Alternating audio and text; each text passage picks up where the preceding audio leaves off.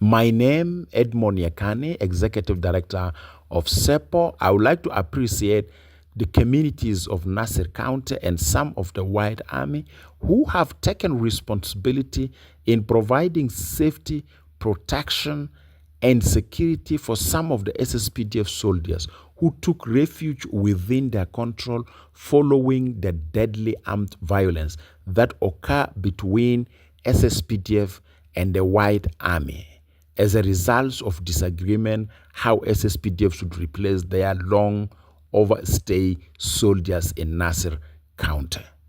My call as a civil society activist to everybody in Nasir County, being it members of the communities or members of the White Army, the spirit of standing up as a nationalist in providing safety, security, and protection to a fellow South Sudanese during a such violent moment is what we need, and it is what we want, and it is what we appreciate, and it is what we say a culture of nationalism.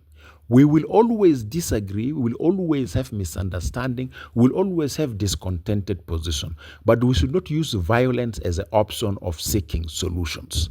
Now we have seen the results of the violence that were used for seeking solutions in Nasir County. It have resulted for commitment of growth human rights violations that made us today call for independent investigation for justice and accountability to prevail. It have led to tension and frictions between some communities through what we can call as a hate speech, hostile propaganda, or misinformation, which is something nonsense, something that we should not impress.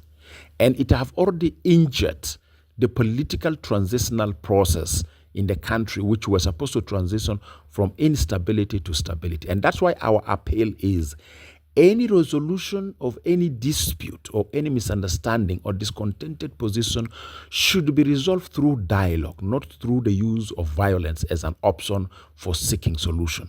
And that's why we are really appealing to SSPDF leadership, to White Army leadership, that use dialogue to sort out the rest of the differences that we have seen have occurred recently in Nasir County in the face of the deadly violence. There's a need for us to embrace dialogue, and there's a need for us to take a responsible action that does not result to human rights violations or to loss of life. And that's why we are aware that still SSPDF want to return back to Nasir. The return of SSPDF to Nasir should be through dialogue, not through confrontation. And I would like to encourage the leadership of the White Army to really enter to the spirit of dialogue rather than confrontation. The same appeal goes to the leadership of SSPDF.